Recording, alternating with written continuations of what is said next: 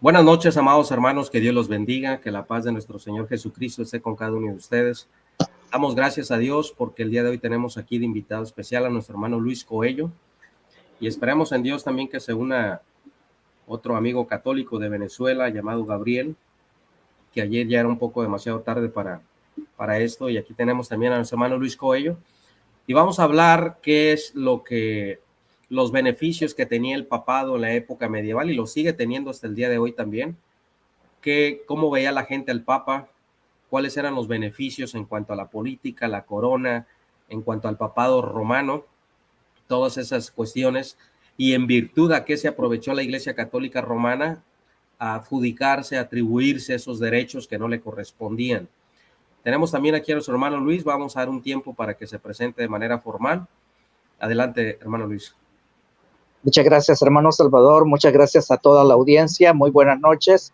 Quien les saluda es su hermano Luis Coelho. Estamos aquí a disposición de poder contribuir en la medida de las posibilidades nuestras en este aspecto de la historicidad eclesiástica desde la cosmovisión al interior de la organización religiosa, católica, apostólica y romana.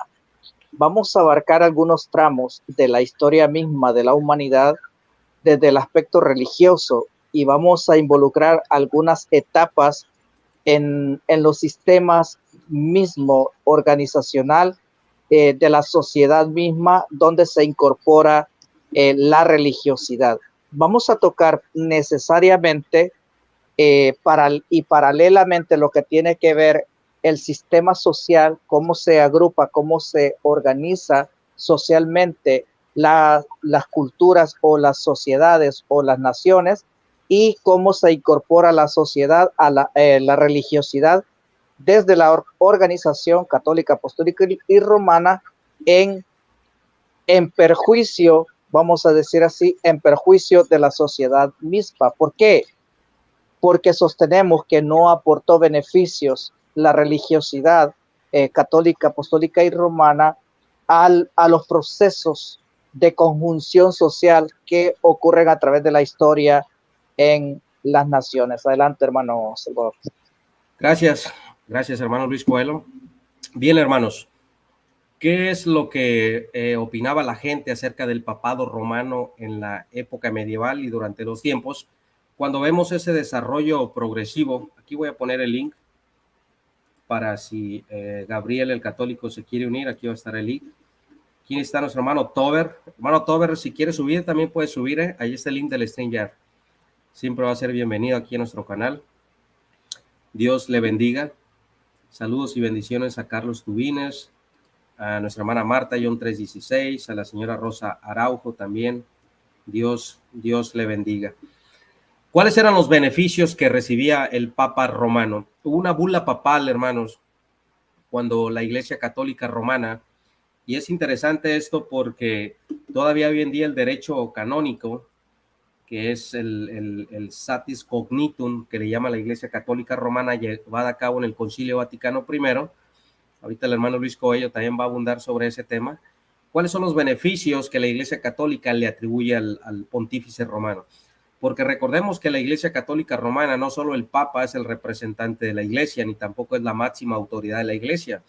También el papado romano ejerce un poder muy especial dentro de la Organización de las Naciones Unidas y ejerce con un poder político, con un poder civil, donde tiene embajadores dentro de cada uno de los países, como el Estado Vaticano que representa, porque tiene su propio banco, tiene su propio Estado, tiene su propia Guardia Nacional. Entonces no solo es un brazo religioso, también es un brazo político. Y vamos a abundar acerca de eso, y para ello vamos a dar el tiempo a nuestro hermano Luis Coelho para que inicie estos argumentos, ya que él es el invitado especial, y vamos a darle su tiempo a nuestro hermano Luis. Claro.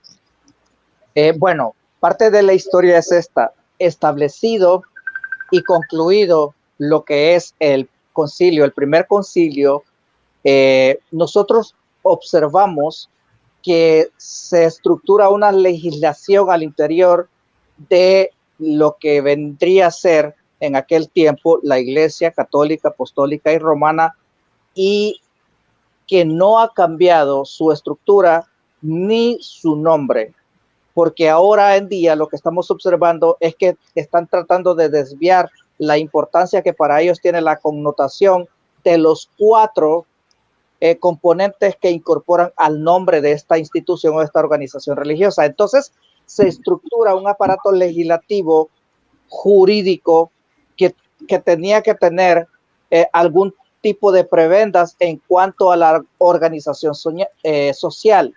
¿Qué es la organización social naciendo el siglo III, todo el siglo III, siglo IV y en adelante? ¿En qué se constituye la organización social? Bueno, estaba regido por lo que conocemos como la monarquía. Entonces, la monarquía tiene que ser íntegra y esto es lo que conocemos nosotros, amados hermanos, como el sincretismo. El sincretismo no solo es religioso, sino que el sincretismo es un contubernio social religioso, es decir, la sociedad se incorpora a la religiosidad como la religiosidad o la religión se incorpora en un contubernio entre ambos para así regir y para así estar en pleno concordato entre ambos regímenes. Hay un régimen que es religioso y hay un régimen que es en ese aspecto social, pero desde la cosmovisión monárquica. Es decir, se estructuraba una monarquía donde eran reyes o imperios, en el caso del siglo III, que todavía está, aunque sumergido, pero aún está allí lo que es el Imperio Romano. Recordemos que también la influencia de lo que fue el Imperio griego era vigente para ese siglo. De hecho, tenemos la connotación plasmada de que el poder literario, el poder intelectual, lo manejaba lo que era entonces los restos de lo que era el Imperio griego, pero la fuerza militar y la fuerza de acaparamiento de lo que era el Imperio Romano. Entonces hay un periodo que hay una estructura gubernamental que se conoce como el poder grecorromano, donde se fusionan tanto la religiosidad griega como la religiosidad romana en un sincretismo para que después entrara lo que se conoció como el cristianismo. Bendiciones. Cuando se incorpora lo que es el cristianismo a causa de aquellos que eran el liderazgo y que se reunieron para el primer concilio y que se establece el primer concilio, a partir de ahí entonces surge lo que era el pontificado y establecen, fíjense bien, establecen a la gobernatura del Imperio Romano como el sumo pontífice. Eso tenemos que tenerlo mucho en cuenta. ¿Por qué? Porque era el sumo pontífice que en ese, ¿quién fue en ese entonces? Constantino. Constantino fue en ese entonces.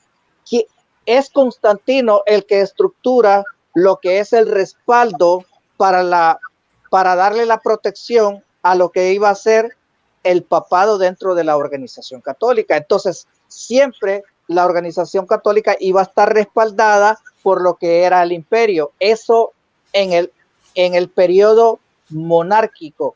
Luego vamos a hablar de lo que fue el periodo del feudalismo, donde es la figura del señor feudal, porque después del espacio monárquico viene lo que es el periodo del feudalismo, donde el señor feudal abraza la religiosidad o abraza lo que es el aspecto religioso para seguir con la protección que dentro de lo que se conoce como el Código de Derecho Canónico, Código de Derecho Canónico, dentro de la estructura del Código de Derecho Canónico está basada la protección a lo que era el papado, basado en la estructura misma o la idea misma de lo que es el concepto de la Silla de Pedro. La Silla de Pedro se convierte para el siglo III y siglo IV en una estructura mítica, en una estructura mitológica que era imposible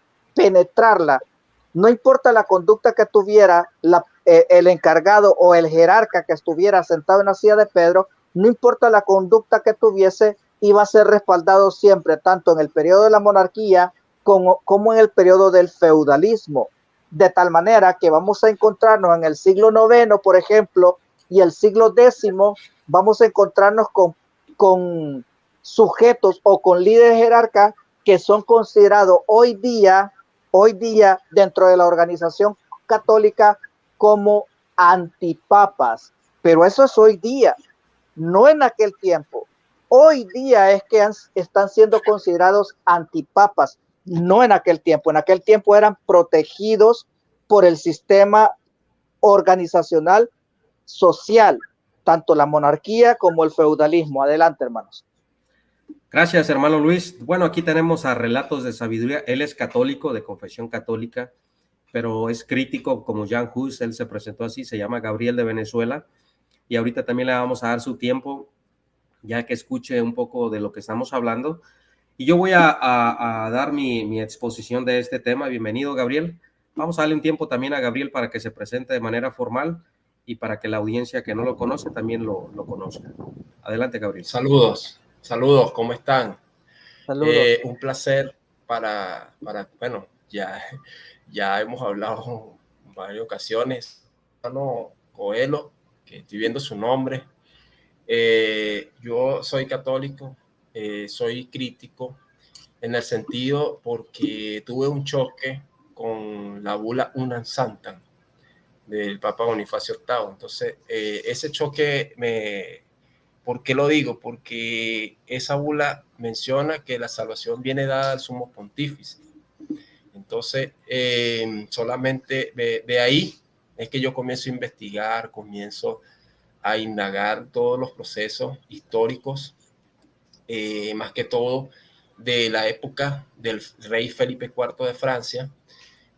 Comienzo a investigar sobre las cruzadas, sobre la masacre de los caballeros templarios que ocurre un poco más adelante de la muerte de Bonifacio, ya que el Papa Clemente V era un papa puesto por el mismo rey Felipe IV de Francia. Y después de esto ocurre el cisma de Occidente, pero el problema del cisma de Occidente ocurre por esa bula papal Unam Santam. O sea, la bula papal Unam Santam es la que hace el detonante para que el cisma de Occidente y el rey Felipe IV de Francia comience a elegir papas franceses de Aviñón. Es por eso que los antipapas de la época de rey Felipe IV son todos franceses, porque el rey quería imponer su poder y lo había conseguido, ¿verdad? Lo había conseguido, ya que esa bula fue una declaración de guerra relativamente hacia él, para que él perdiera poder y Bonifacio tuviera el poder hegemónico en toda la Europa, que lo había conseguido en ese tiempo. No sé si es cortico esto, pero no sé Claro. qué dice el hermano. Y bueno, si cuando gustes, podemos, si quieres presentar la bula para que el amigo también la vea, cuando gustes me dices y la subimos. ¿Okay? Claro.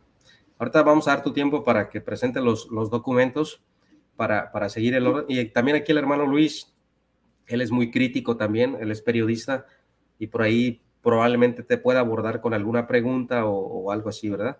Una charla amena, no es debate ni nada por el estilo. Entonces, yo voy a presentar aquí un documento de lo que dice el canon 1404. Ahí me disculpan los hermanos por tapar toda la pantalla, porque a veces las letras salen muy pequeñas y no se alcanza a leer. Dice el canon 1404 del vigente Código del Derecho Canónico. Y esto establece textualmente: la primera sede por nadie puede ser juzgada.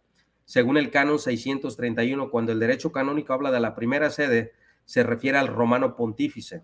Y el comentario autorizado por la Santa Sede del canon 1404 indica que este canon quiere decir y deja establecido que la persona del Papa está al margen de cualquier fuero, ya sea eclesiástico o civil, porque según la legislación eclesiástica no existe en este mundo ninguna autoridad que pueda juzgar al sumo pontífice.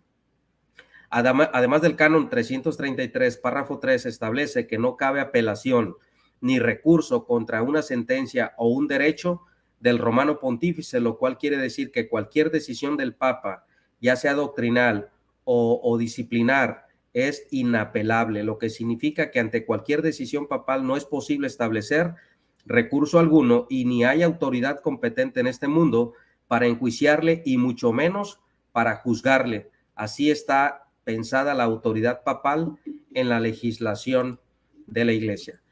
Esto es lo que dice el derecho canónico que se llevó a cabo y se dogmatizó en el Concilio Vaticano I, cuando hacen al Papa o al Pontífice Romano de manera infalible. Ahora, ¿cuáles fueron las controversias en cuanto a este tema y por qué se desarrolla esto del derecho canónico, donde nadie puede ser enjuiciado por el Papa? Precisamente por la Revolución Francesa. Recordemos que el Papa en ese tiempo fue secuestrado por la Revolución Francesa porque querían separar la Iglesia del Estado y querían que Roma fuera la capital de Italia y dejar los estados pontificios por los beneficios que recibía la Iglesia Católica por esos estados pontificios.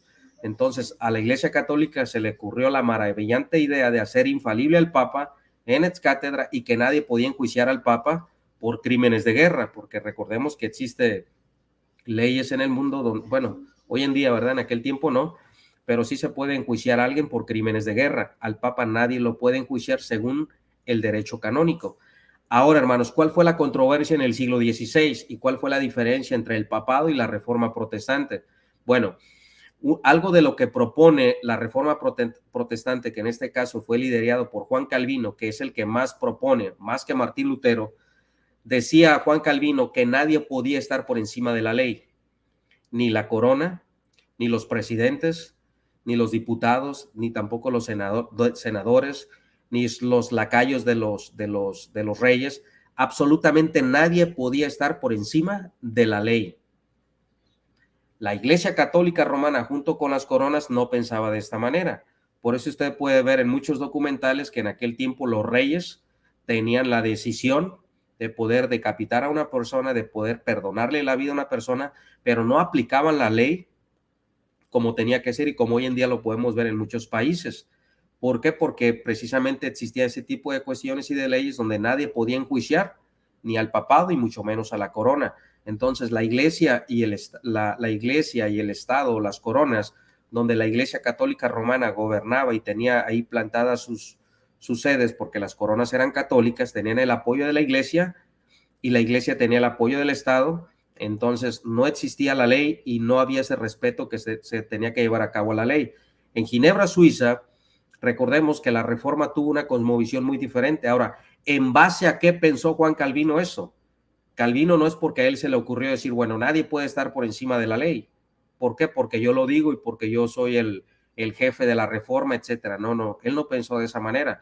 Una de las tesis que plantea Juan Calvino, precisamente donde nadie podía estar por encima de la ley y que la ley tenía que juzgar al Papa, porque Juan Calvino tenía una cosmovisión muy mala del Papa y también de las coronas católicas por las injusticias que se hacían, por los estados pontificios que estaban desarrollados, por los impuestos que pagaban las personas, por el diezmo obligatorio que pagaban las personas.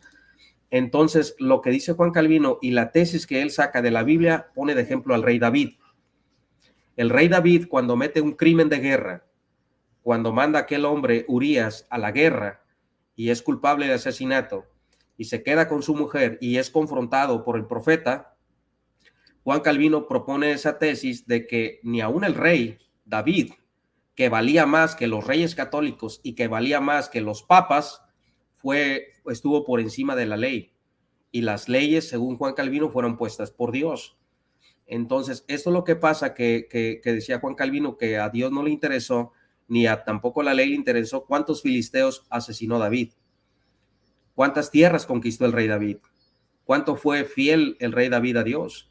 Incluso imaginemos que cuando come los panes de la propiciación, Dios lo perdona, y eso era algo muy grave. Pero eso no contó cuando el rey David, el rey de Israel, cometió un crimen de guerra y pagó las consecuencias de su pecado. De la misma manera, Juan Calvino dice que ni el papado ni las coronas pueden estar por encima de la ley de Dios.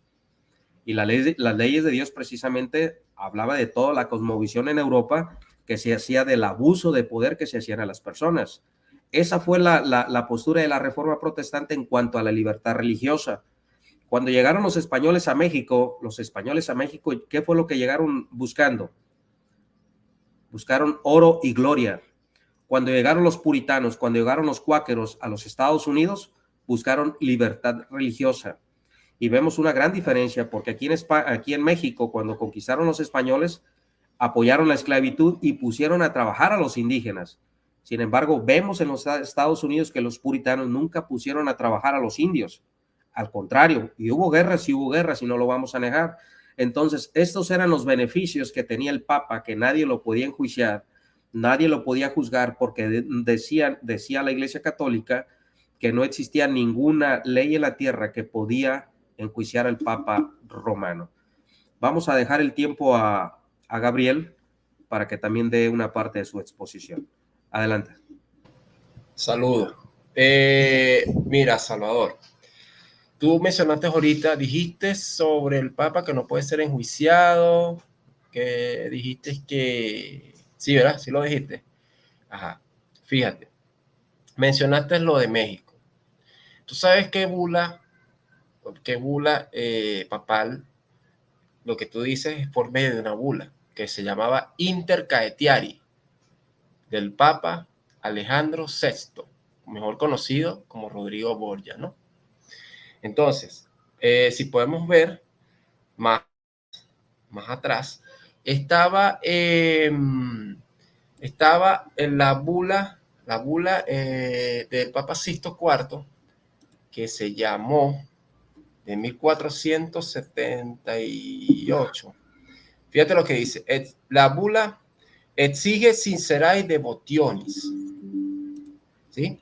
La bula se llama exige sincerae devotionis. Esa bula le dio permiso a los reyes católicos para la Inquisición española. O sea, ya venía la Inquisición española, después vino la Inquisición a la cacería de brujas y después vino la Inquisición, porque en México y en Perú se ejecutaron inquisiciones por medio de la bula Intercaetiari. Entonces, tú dices que el Papa no puede ser enjuiciado, no puede ser juzgado, por lo que estoy diciendo. Por lo que estoy diciendo, la bula Unam Santa. Esa bula Unam Santa todavía persiste y muchos no quieren creer eso. No quieren, muchos niegan, incluso muchos apologetas católicos niegan que esta bula existe y hasta dicen que no la conocen. Y esta bula, yo lo he dicho muchas veces, de que esta bula ahorita en este tiempo, en la actualidad, sigue vigente. Porque ¿qué dice la bula Unam Santa? Te voy a leer el pedacito nada más, que dice así: así pues declaramos, afirmamos, determinamos y proclamamos que es necesario a toda criatura para su salvación someterse a la autoridad del sumo pontífice romano. Lo dice la bula Unam Santa. Y él en el documento, que yo lo tengo en español, menciona dos espadas. Es decir, él hace referencia a lo que hizo Pedro con el soldado romano que le corta la oreja. Él hace como una breve explicación y se basa del texto de Mateo 16, 19, donde dice que lo que tú atares, lo que atares aquí será desatado en el cielo. Lo que tú desates es esa frase es lo que él atribuye la autoridad en la tierra. Es decir, él se proclamó como Dios aquí en la tierra. Y por eso te estoy explicando que más adelante vino el proceso del cisma, vino la masacre de los caballeros templarios, ya vino los antipapas, que ninguno estaba de acuerdo. Entonces, ya en la época digamos, de Sixto IV, de Pablo III, de todos ellos, que incluso la bula de Index Prohibitorio Librorum, todas esas bulas vienen de él. O sea, es decir, de esa proclamación de la bula Unam Santa.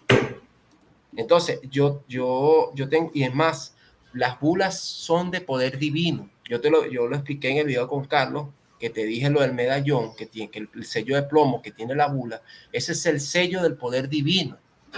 Entonces, tiene preponderancia, sí tiene. Entonces, ninguno entiende de la magnitud, del nivel que tiene las bulas papales. Y muchos dicen que son, es más, fíjate, ya me han dicho dos que son constituciones dogmáticas.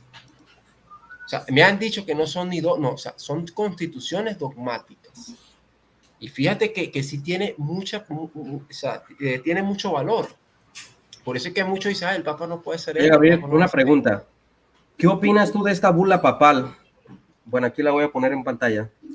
Dice el Papa Bonifacio VIII en Unam Sanctam el 18 de noviembre de 1302 en Excátedra dijo: someterse al romano pontífice lo declaramos, lo decimos, lo definimos. Eso lo acabo de leer. Eso es lo que acabo de leer yo.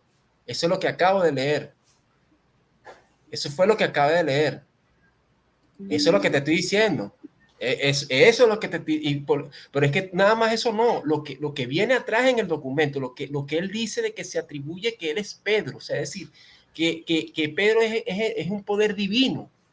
En la misma bula dice que el poder de Pedro era un poder divino. Y por eso es que él es un poder divino. Como por si eso es que después Dios. en esa... Claro. O sea, parece que tienes que leer el documento completo, porque esa es la última frase. O sea, eso que tú pusiste es lo último de la bula. Pero si tú lees todo el documento, te vas a dar cuenta y te vas a sorprender, porque él menciona dos espadas. Por eso es que te estoy diciendo el poder espiritual y el poder temporal. Porque él es el poder espiritual. Él es el poder espiritual y por eso es que él está por encima del poder temporal. Por eso es que él hace eso y todos los papas lo siguen haciendo. Porque todos los papas de los que le siguieron a él siguieron en la misma.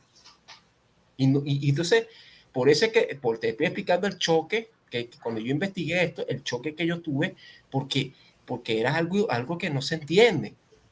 Entonces, la infalibilidad del Papa, ¿por qué le hace una bula papal? O sea, analiza esto, o sea, vamos a analizar esto.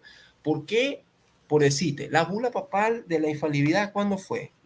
Si no me equivoco, fue en el año 1871 con la bula Pastor Aeternus. ¿Tú sabes lo que significa Pastor Aeternus? Pastor eterno. Pastor o sea, eterno. Él es el eterno.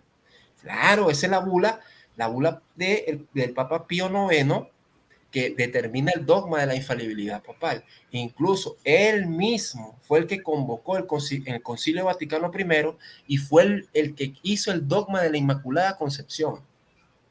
Fíjate que todos son por bulas papales. Por lo que te estoy diciendo, ¿tienen un valor? Sí, porque lo hace él como infalible. O sea, en el sentido, entonces, cuando viene el documento, los leen, entonces ya cuando no les conviene, no es infalible. Por lo menos ayer me dijo uno, antier, que es infalible cuando habla es cátedra. Y ahí con Bonifacio VIII no lo es cátedra.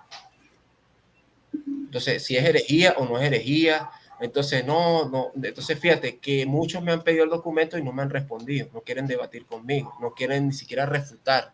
O sea, incluso ese documento fue hecho con piel de sacrificio humano. O sea, ese documento fue hecho con sacrificio humano, porque en ese tiempo él masacró una ciudad llamada Palestrina. Y entonces él hizo sacrificios humanos y mediante esos sacrificios humanos hizo el documento y pintaba su túnica, como yo te había mencionado. Entonces, ¿tiene preponderancia, sí o no? Entonces, eso tú lo debes de saber igual, al igual que el amigo. Y el problema de lo que le hicieron, porque el problema que tenía él con el rey Felipe IV de Francia, porque el rey Felipe IV tenía una situación económica y también de poder. ¿Por qué? Porque él encuentra el país en la ruina. Entonces, ¿qué pasaba? Que el Papa Bonifacio VIII estaba quitándole hasta impuestos. Es decir, o sea, él estaba quitando impuestos al reinado de Francia, todo. Entonces, el rey de Francia no aceptaba ninguna de esas condiciones y por eso es que ocurre en la disputa. Entonces, fíjate que ellos eran aliados al principio. Entonces, ¿qué sucede? Que como no les convenía la actitud y la extralimitación, porque eso se extralimitó, el Papa Bonifacio VIII, que no le quedó de otra que buscar papas que sean acordes a él, pues, al rey Felipe IV de Francia. ¿Entiendes? Entonces, por eso es que cuando tú me dijiste lo de los caballeros templarios, ahí está la lógica, porque los caballeros templarios, ¿por qué hubo esto que sucedió ahí en esa época? Porque el rey Clemente V era un títere de él.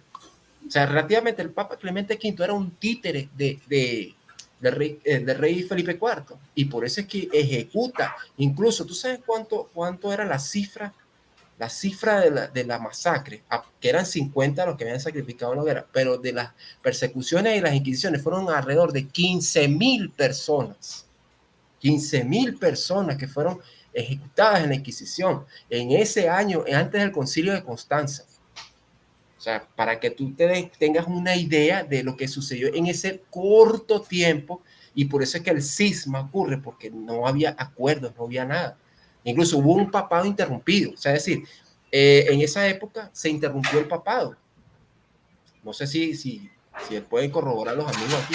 Entonces, Claro. Hubo una interrupción y después ocurre el cisma, que de paso, el Papa Urbano VI comenzó, como era el Papa del cisma de Occidente, de Roma, comenzó a ejecutar hasta inclusive cardenales de los antipapas, empezó a ejecutar personas que eran de los antipapas, y había esa guerra que había ahí, porque acuérdate que estaba en el Palacio de Letrán y el otro estaba en el Palacio de Aviñón. Entonces, incluso los mismos antipapas ejecutaron inquisiciones, una cosa que yo no entiendo. Inquisiciones las ejecutaron ellos también. El caso si no me equivoco, fue Benedicto XI, no recuerdo, porque yo sé que estaba Juan XXIII y estaban dos más, ¿no? Tengo que recordarlo, porque entonces ellos mismos ejecutaban inquisiciones, una cosa increíble. Entonces después Claro que sí. viene, no, y fíjate que viene, cuando ya no hay disputa, que viene el Concilio de Constanza, eligen al Papa Martín V. Imagínate, eligen al Papa Martín V, que ahí es donde se acaba la ruptura, porque ya fíjate, ya viene el cisma de Oriente, el cisma oriental, y después ocurre que muchos no lo reconocen, porque inclusive, mira, tú sabes lo que me han dicho a mí, Salvador, que son leyendas negras. No son leyendas negras. Siempre ese son uno de los... Tienes que documentarte. No, y tú sabes, es que mira, tienes que documentarte con informaciones católicas. En las mismas páginas católicas dicen esto.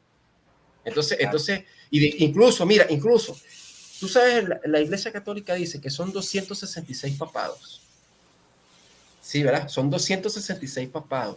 Pero resulta que no son 266 papas. Son 264 de manera oficial. ¿Tú sabes por qué es eso?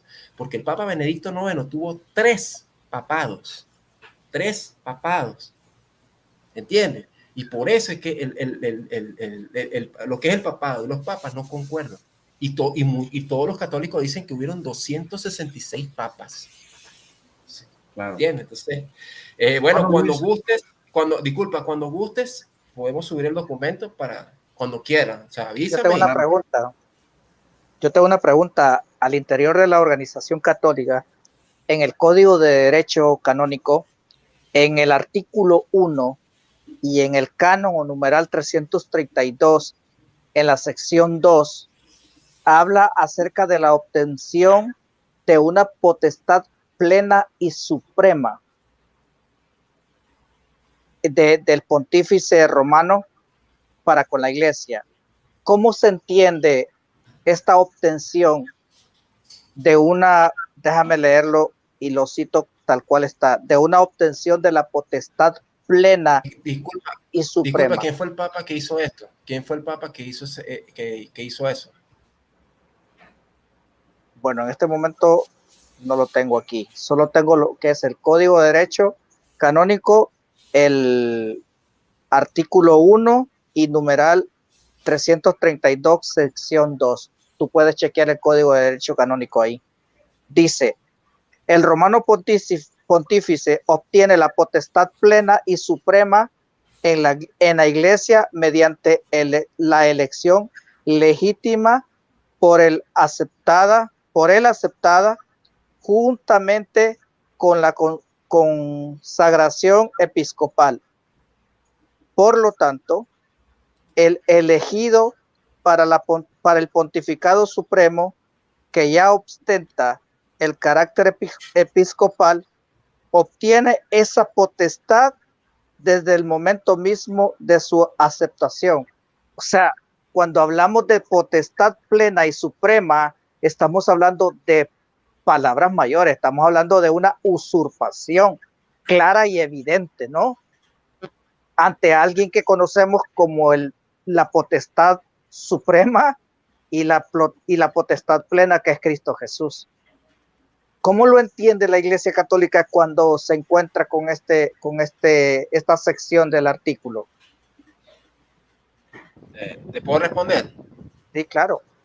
Mira, esa misma pregunta se lo hizo un hermano, pero claro, de derecho canónico no. Yo le hice la pregunta y él me dice que depende del contexto que tú la leas.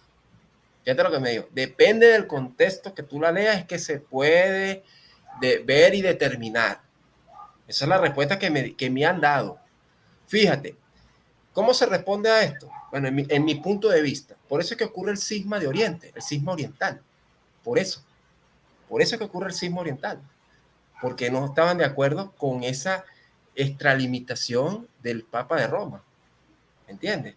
Entonces, de lo que tú estás diciendo, por eso que te pregunté al principio, ¿cuál fue el Papa o quién fue que instituyó esto? Creo que no recuerdo si fue en un concilio. Pero yo tengo entendido de que por medio de eso, mencionando, ocurre el cisma de Oriente, el cisma del año 1050, creo que fue en el año, déjame, para ver si te... ocurre esto, inclusive ahorita la Iglesia Ortodoxa no reconoce al Papa como jefe de la Iglesia, no lo reconoce por lo que tú mismo acabas de decir. Sí, eso lo sabemos, ¿no? La mutua excomunión que hubo entre ambos comunidades, ¿no? Tanto Oriente excomulgando al pontífice de Roma, como Roma excomulgando al patriarca de Oriente. Sabemos eso a causa de la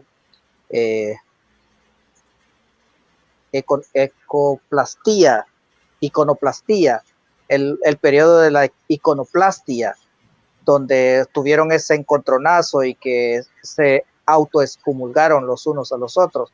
Creo que eso fue el siglo X, algo así.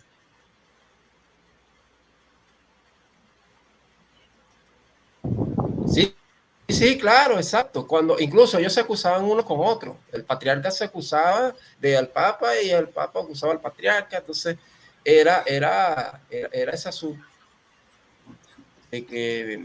Oye, Gabriel, ¿has escuchado hablar de los dos poderes de lo que habla la Iglesia Católica cuando habla de las dos espadas?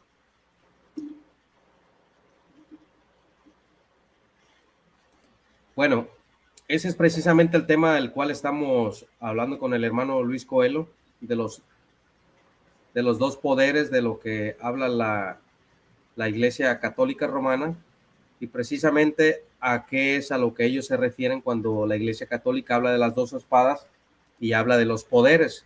Ejemplo, esta teoría de las dos espadas, de los dos poderes que habla la Iglesia Católica, acuden a algunos escritos de los primeros cristianos, y ellos dicen que cuando un rey o un emperador cristiano ejerce algún oficio, ya sea en un ministerio por parte de la corona o por parte de la Iglesia, esto, ¿de dónde inician estas cuestiones? Con el Papa Gelasio en el año 492 al año 496.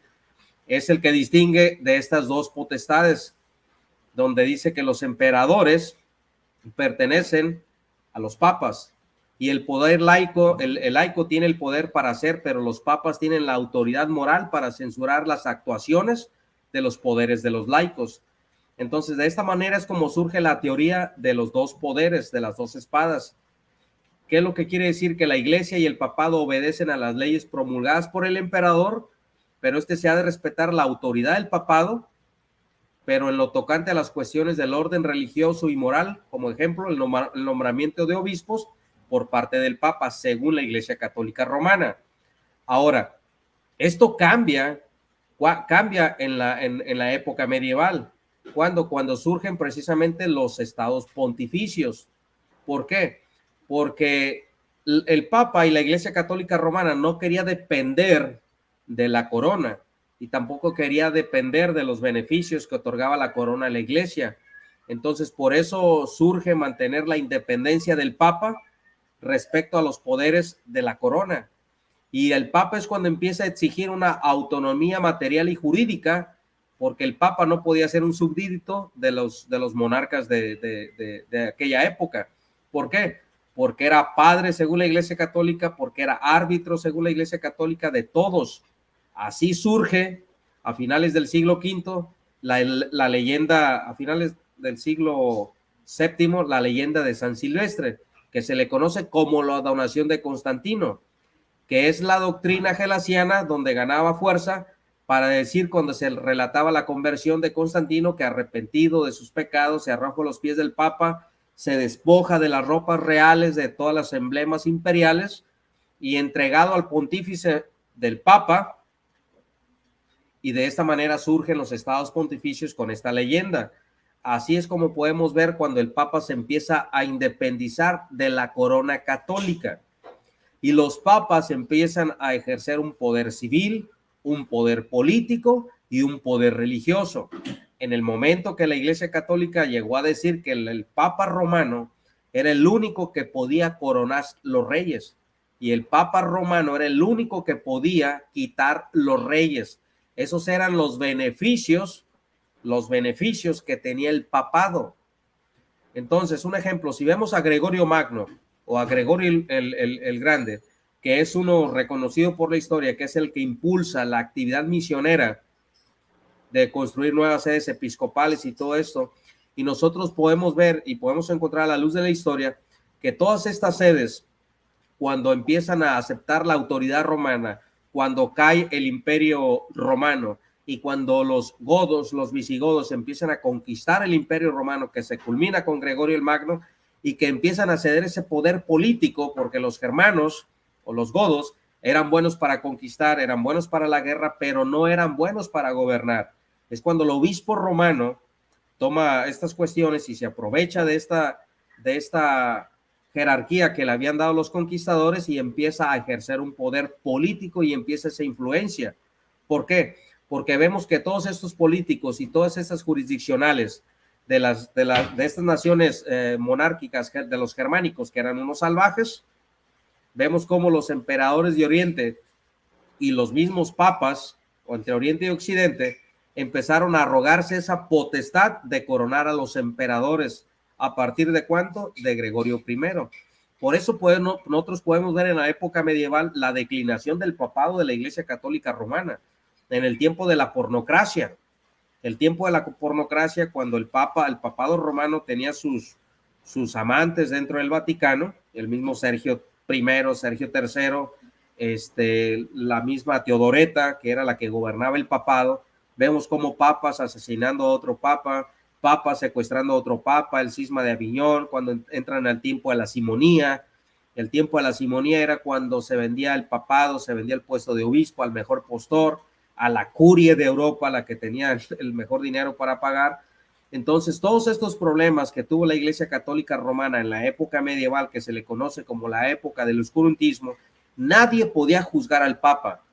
Ningún rey de la tierra tenía la autoridad, tenía el poder para juzgar al pontífice romano, porque había sido establecido por Dios, y en virtud de las llaves de San Pedro, el Papa era el enviado de Dios en la tierra.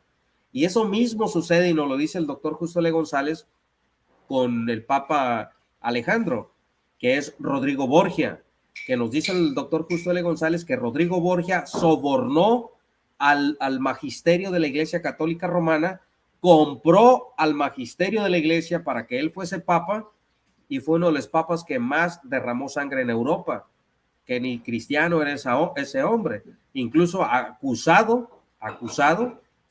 de cometer cosas inmorales con su hija Lucrecia. Entonces, ¿qué es lo que hacía el Papa Alejandro, Rodrigo Borgia? Bueno, tenía sus concubinas dentro de la Iglesia Católica, tenía sus concubinas donde tenía su hogar en la Basílica Católica con su sede en Roma.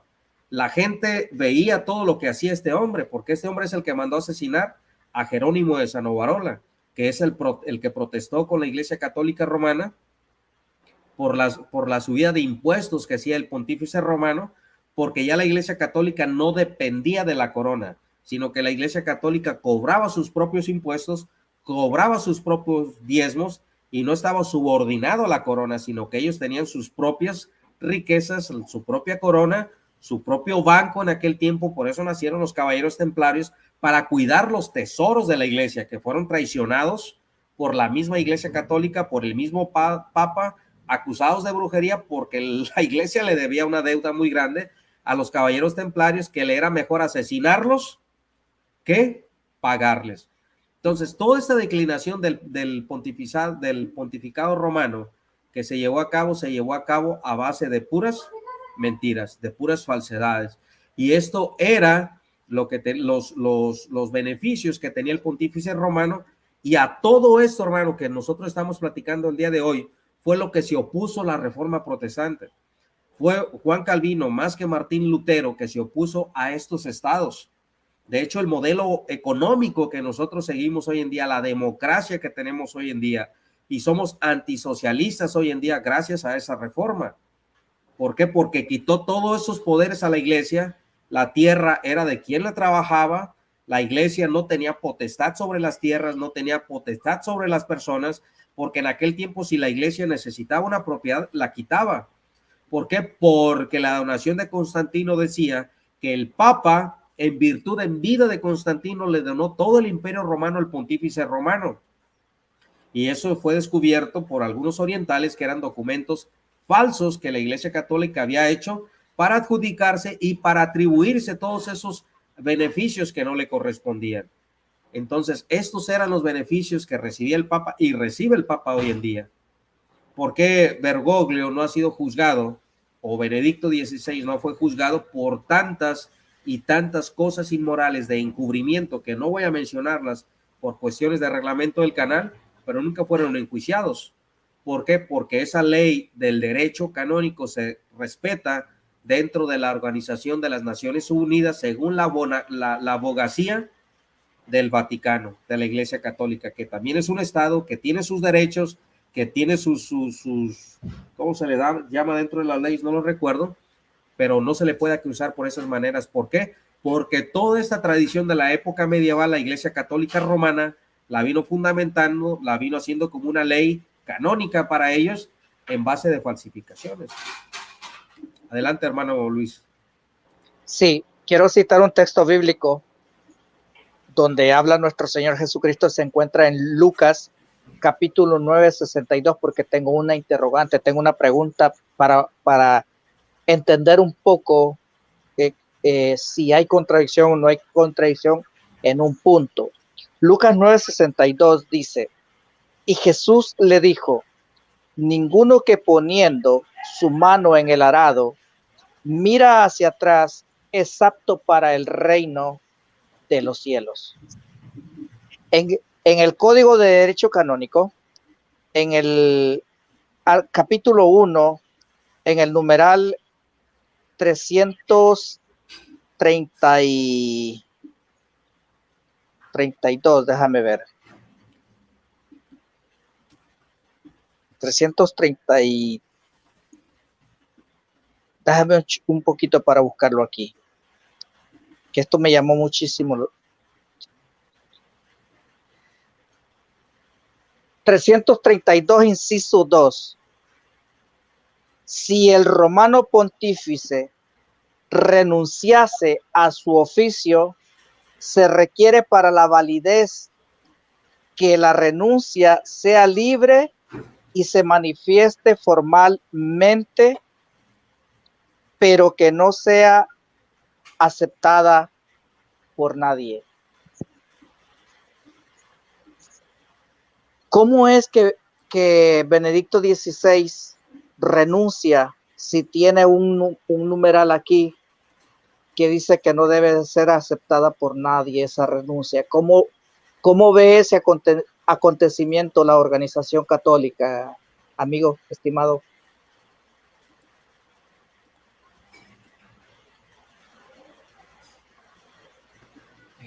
¿Te respondo yo? Sí, claro. Ah, bueno, hay una película que no sé si tú lo habrás visto, de los dos papas en Netflix. Entonces, ahí me puse a ver la película, ¿no? Que sale Anthony Hopkins, no recuerdo el otro actor que hizo el papel de Francisco, ¿no? Tú sabías que en la película, Francisco, como 4 veces antes de ser papa, él llegó hasta Benedicto para renunciar, porque no quería ser sacerdote. Y 4 veces, Benedicto no le aceptó la firma, no le aceptó la renuncia, que incluso hasta se confesaba, hacía de todo, pero fíjate, entonces, eso que tú dices es muy importante, porque en base a que la renuncia de él fue muy polémica y muchas, bueno, pues se dice que él renuncia más que todo por el legado que dejó Juan Pablo. Entonces ya él no, y como él era muy, digamos, no ortodoxo, sino que él era más recto, él era un papa muy... Entonces, el problema que él tenía era que no podía soportar esas polémicas, esos escándalos. Por eso es que no le queda de otra que incluso hasta el libro que él escribió en contra de las barbaridades de la época de Juan Pablo, porque muchos tienen a Juan Pablo como muy santo, ¿no? Entonces, él estuvo muy en contra de ese legado y por eso es que hubo el choque, ¿no? Entonces, te estoy respondiendo en base a lo que yo vi en la película.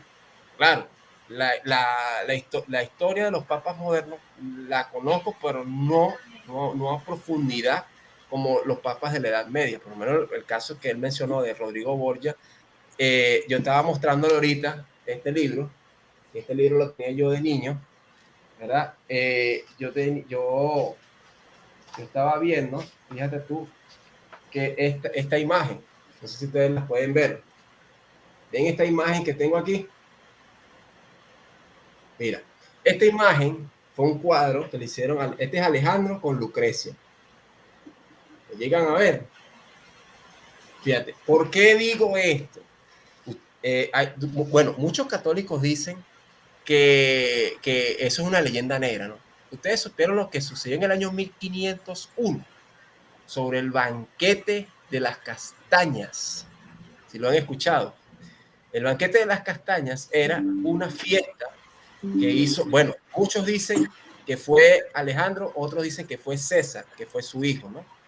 Que era un banquete de 50 cortesanas, 50 cortesanas, que había una fiesta y bailaban esas mujeres en la mesa donde él cenaba. Entonces, entre César y Lucrecia lanzaban nueces al suelo y ellas tenían que desnudarse y recoger las nueces. Entonces, ¿qué sucede con esto? Que él daba premios a los hombres de que quien podía tener más relaciones con mujeres, o sea, el que más tenía, más premios le daba, que si ropa, zapatos, oro. Entonces, fíjate, aquí en este libro que yo estaba leyendo, menciona a un personaje, una mujer llamada Julia Farnesio. No sé si Salvador lo ha escuchado, quién era Julia Farnesio. Julia Farnesio era nada más y nada menos que la hermana de Alejandro Farnesio. Alejandro Farnesio era el Papa Pablo III. O sea, para que se den cuenta. Entonces, el Papa Pablo III apoyó todas estas barbaridades. Incluso que él estaba mencionando de que Rodrigo, como llegó al papado, también debes de acordarte, Salvador, que su tío, él tenía un tío llamado Calixto III, que era su tío, que más que todo ayudó, porque inclusive estaba el clan, porque eso muchos no entienden, estaba el clan de los de la Rovere y estaba el clan de los Medici. ¿Quiénes eran los de la Rovere? Los de la Rovere eran el clan donde estaba Sisto IV y el Papa Julio II. Este es un personaje también que hizo lo que tú acabas de mencionar. Julio II era nada más y nada menos que Giuliano de la Rovere. Él era de la generación de Sisto IV, que era Francesco de la Rovere. Ellos eran aristocráticos, eran papas, no, eran familias de los duques de Italia.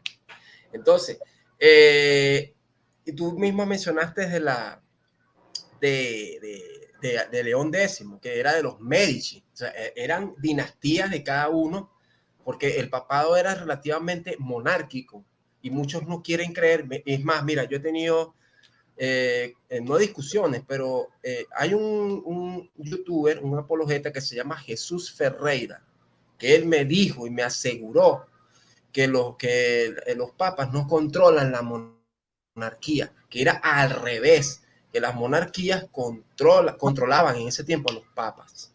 Entonces, lo que tú dices de la época moderna, más, hasta él me dijo, tú sabes lo que él me dijo de Benedicto, que hubo una interrupción del papado. Fíjate tú que él dice que hubo una interrupción del papado, que no es cierto. Cuando murió Benedicto y viene el Papa Francisco, ¿no? Porque en la misma película ya él estaba renunciando y ya los mismos cardenales ya lo habían elegido a él como pontífice de los franciscanos, porque por eso es que le ponen el nombre de Francisco, que es de los franciscanos. Entonces, ¿qué te quiero decir yo con esto, mi amigo? Que el papado sí hubo monarquías. Habían mencionado ustedes también sobre la Revolución Francesa. ¿Tú sabías que había una bula papal donde excomulgan a Napoleón? ¿Sabías eso? ¿Sabías que había una bula papal en donde excomulgan a Napoleón? ¿Tú sabías que hubo una bula papal que estaba en contra del Tratado de Westfalia? ¿Tú sabes lo trascendental que fue el Tratado de Westfalia? Bueno, Porque pero Bonaparte, al morir Bonaparte, muere como católico y su sepelio fue en la Basílica de París y fue dirigida por el obispo. Entonces, la excomunión... Disculpa, ¿tú sabes en qué año murió él? ¿Me puedes decir el año que murió? No, en este momento no lo recuerdo. No lo tiene, ¿verdad? Ok. No. Ajá. Entonces, pero lo que quiero preguntar aquí es, en este asunto de la excomunión, una vez que un católico es excomulgado por el pontífice o por un sacerdote, no hay manera, no, más que todo por el pontífice de Roma, no hay manera en que pueda ser reintegrado este católico, ¿o sí? Te voy a leer el inciso. Sí puede. No, sí puede, pero por la confesión de fe, más nada. Te voy a leer el inciso número 3 del numeral 332, que dice así: no cabe apelación ni recurso contra una sentencia o un derecho del romano pontífice. Lo voy a volver a leer. Inciso número 3. No cabe apelación bajo ningún precepto ni concepto, ni recurso contra una sentencia o un decreto del romano pontífice. ¿Cómo ves esta determinación legislativa, porque está dentro del dentro del Código de Derecho Canónico? ¿Cómo lo observas tú? Bueno, como te digo, o sea, yo cuestiono, bueno, relativamente esos códigos de derecho canónico los tengo que leerlos muy bien, porque, o sea, en mi investigación, yo me baso mucho en los documentos de los pontífices, es decir, en las bulas papales, porque, por ejemplo, todos esos documentos que tú mencionas, sí, son arraigados en base a los dogmas y a los decretos, porque eso vienen siendo decretos. Vamos a decirlo así, ¿no? La cuestión es, el problema que hay es que el magisterio acepta todo esto. O sea, el magisterio acepta todo esto. ¿Me entiendes? Y hay una infalibilidad del magisterio y hay una infalibilidad del Papa. Es decir, no hay margen de error. ¿Me estás entendiendo?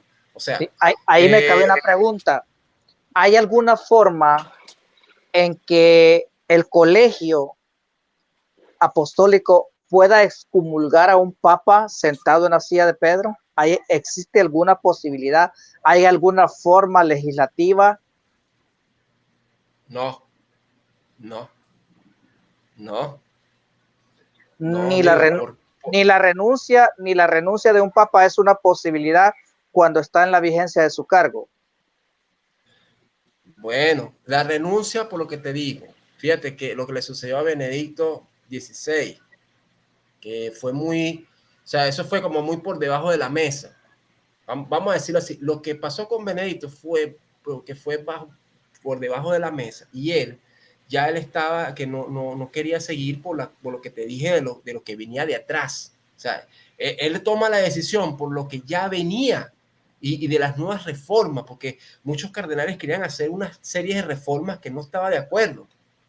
¿Me entiendes? Que era de los mismos de Juan Pablo. O sea, entonces, ¿qué digo yo con esto? Que cuando viene el Papa Francisco, que es un papa más suave,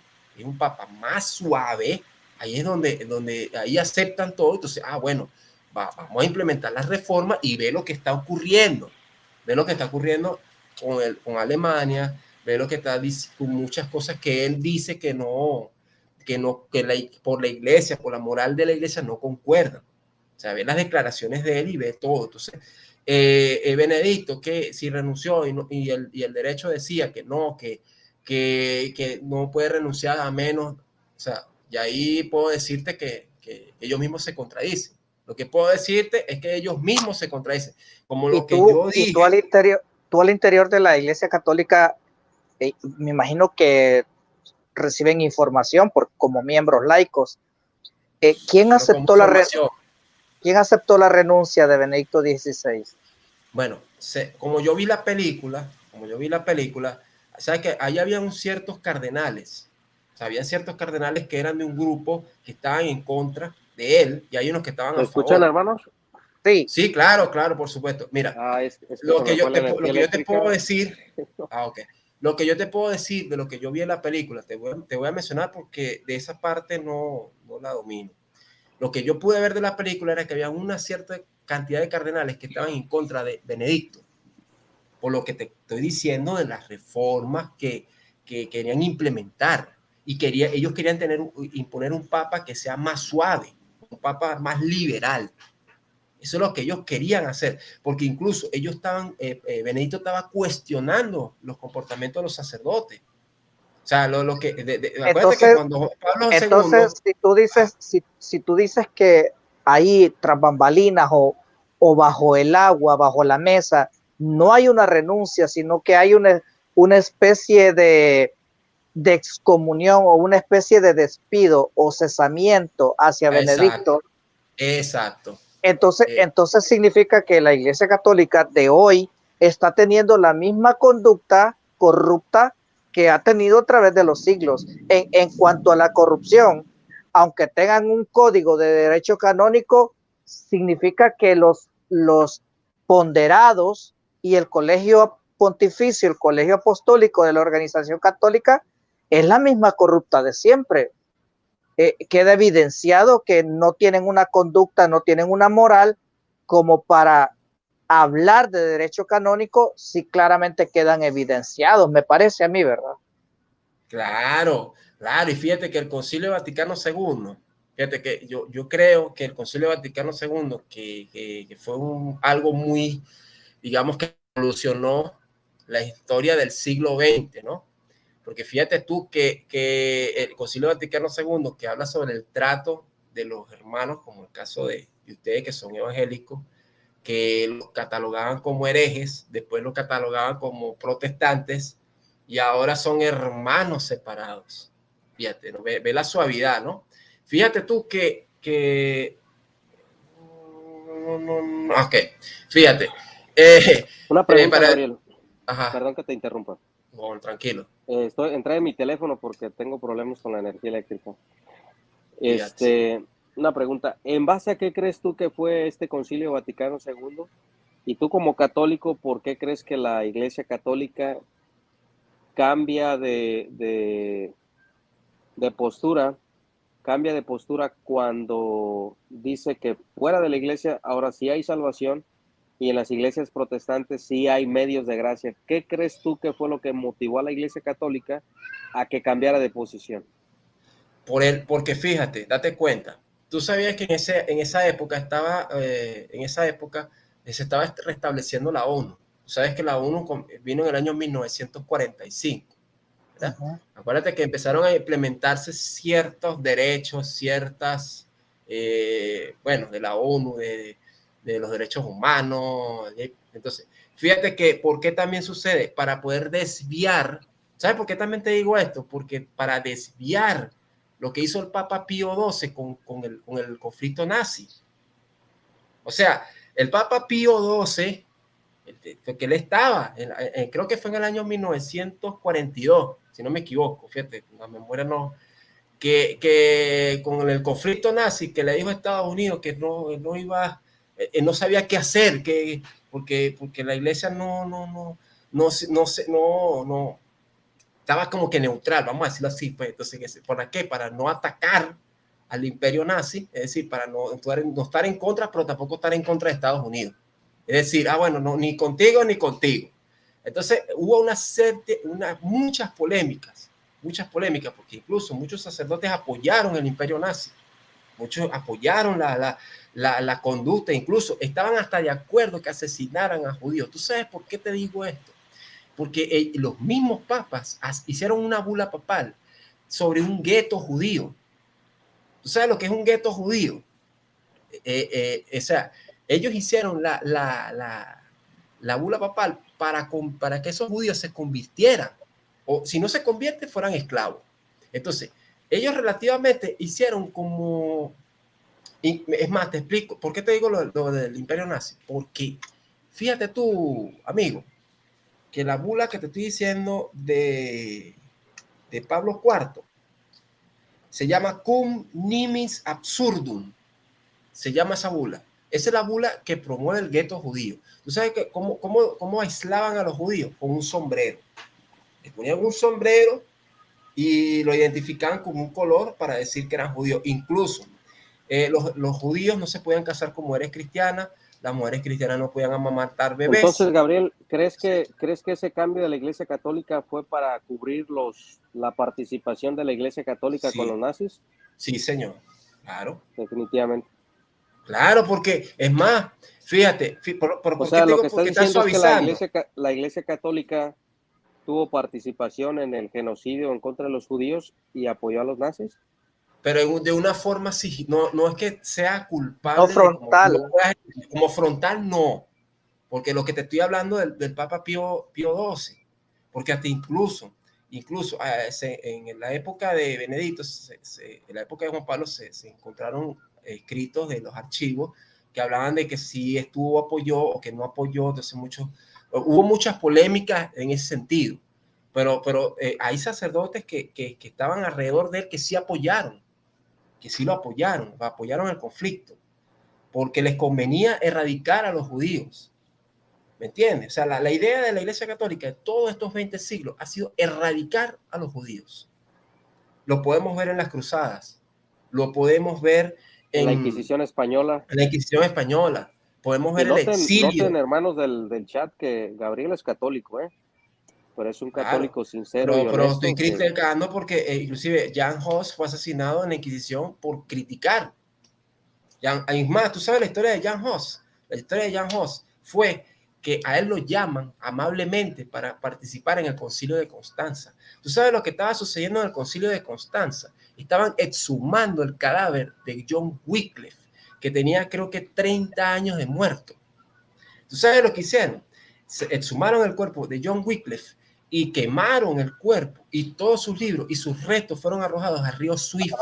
Y en ese momento, cuando lo llaman amablemente, a él lo arrestan, incluso hablan en latín para que los guardias no se dieran cuenta de lo que le iban a hacer porque acuérdate que se hablaba en latín y no entendían, ¿no? Entonces hablaban en un idioma para que no entendieran lo que le iban a hacer a Jan Hus. Entonces, la cuestión es, entonces, los judíos, vamos a hablar de los judíos, de que incluso la primera cruzada, creo que la primera, y la tercera, que fue con el Papa Inocencio III, no sé si tercero, que muchos dicen que los otomanos o los turcos tenían Jerusalén y tenían a esa pobre gente la tenían en la barbarie, y no fue así, porque incluso mismos caballeros hicieron, bueno, hasta decir basta en la misma tercera cruzada, y fue un fracaso porque cayeron contra los turcos. Pero ¿y cuántos musulmanes no murieron? ¿Cuántos hermanos judíos no murieron? Porque tenían ese afán de convertir, de conversión, y si no se convertían o eran esclavos o morían. Entonces eso viene de todo, incluso tú habías mencionado de la época de Teodora, mencionaste la época de Teodora, de Marozia. Tú sabías que ahí se formó el Sacro Imperio Romano, ¿no?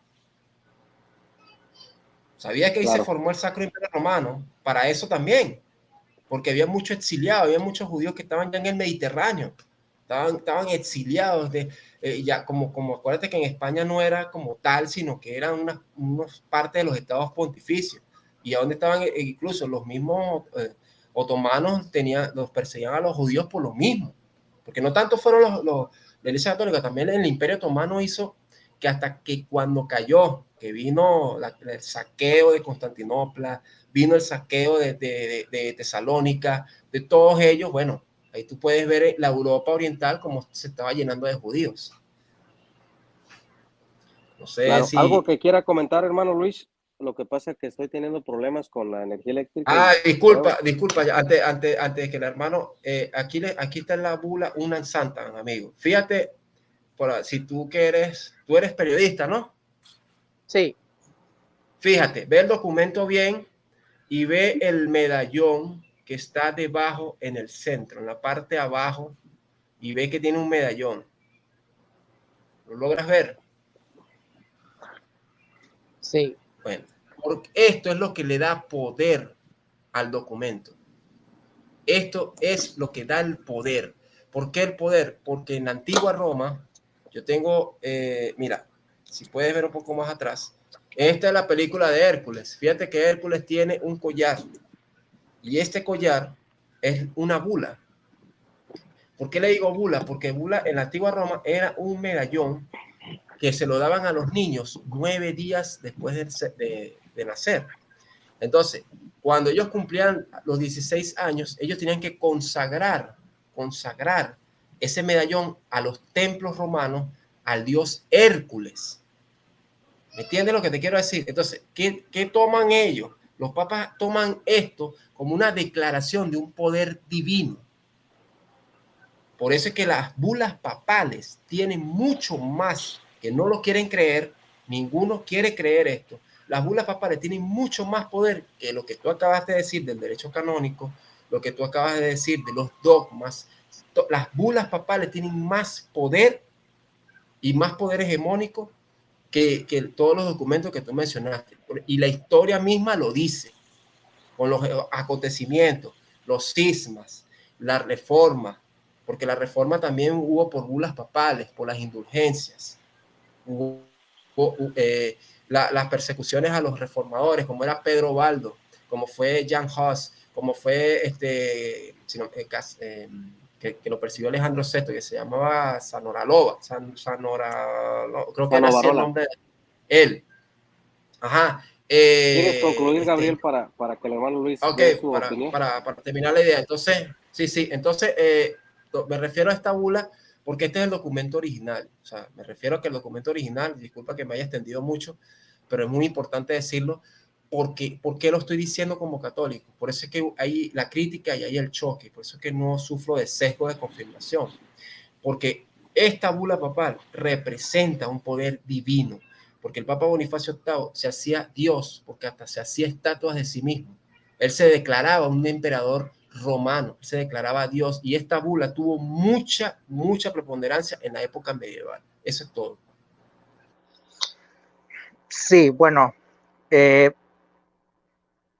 una gama de conclusiones, noten que fuimos haciendo una cronología de eventos a partir del surgimiento ya estructurado de la Iglesia Católica como organización religiosa, y luego dimos un salto hasta el siglo XVI y observamos la componenda de lo que se establece como el Código de Derecho Canónico y las bulas que nos presentó aquí el estimado.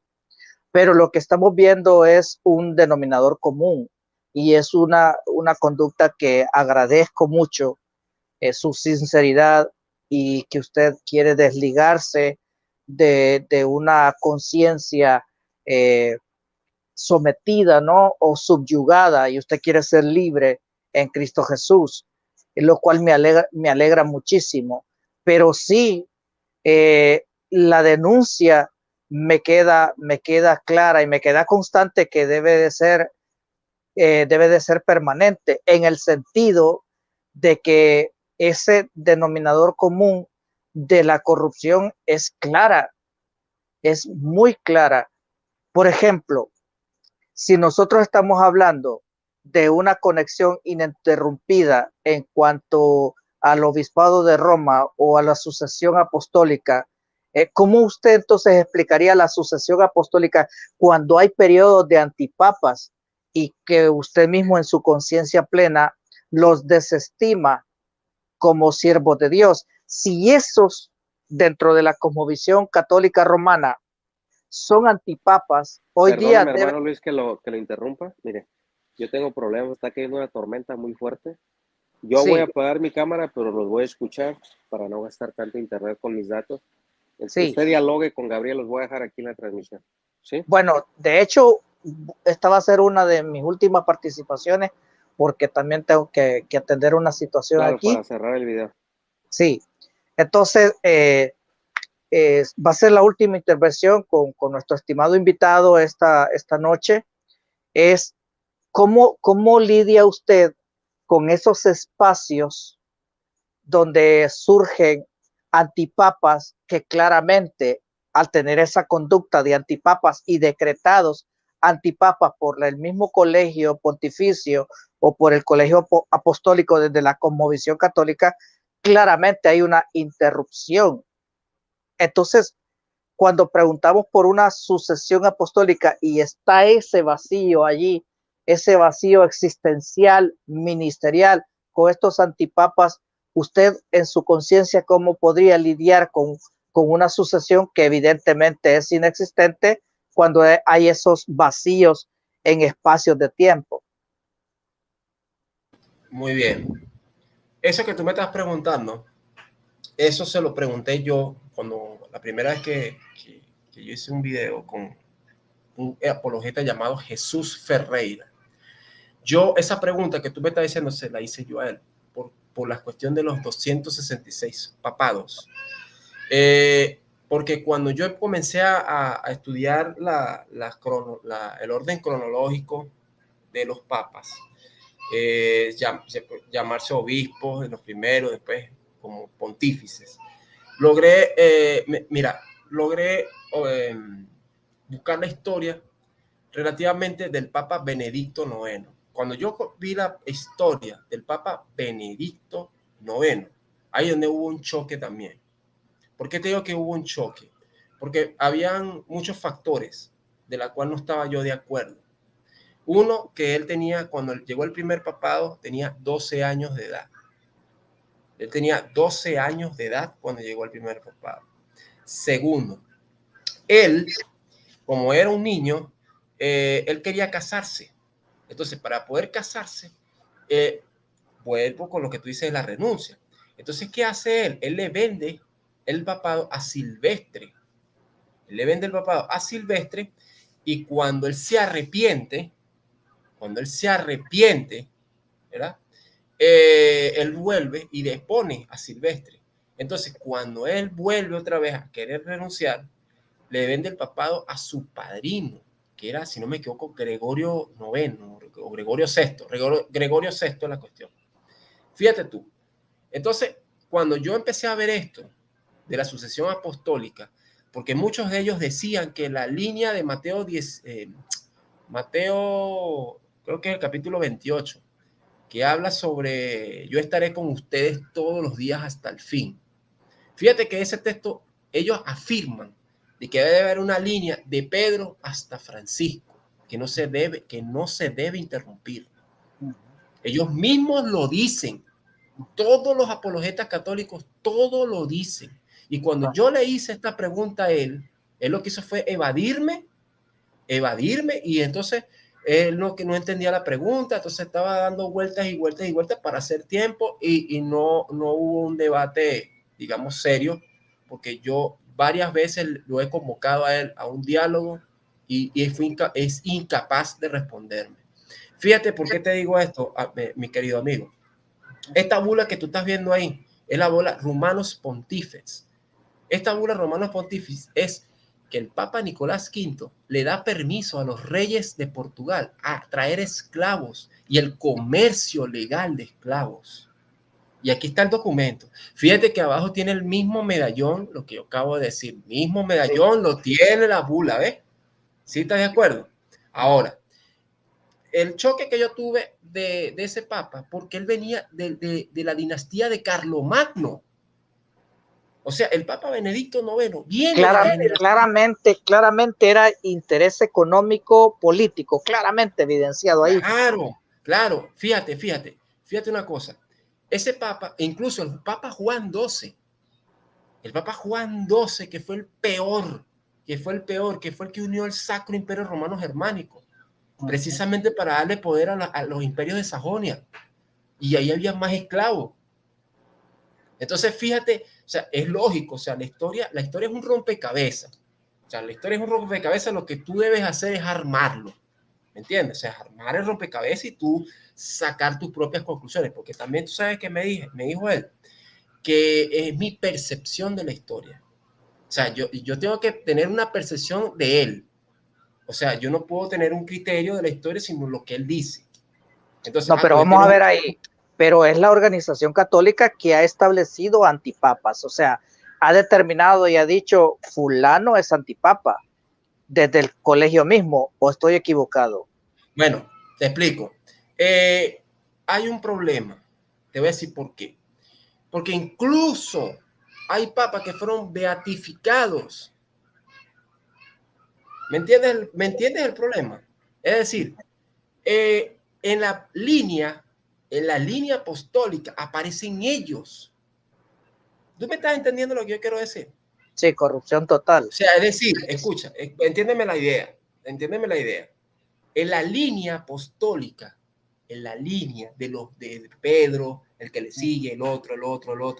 Cuando llegas ahí al cisma, esos antipapas están en la línea apostólica. ¿Tú me entiendes? Sí, claro.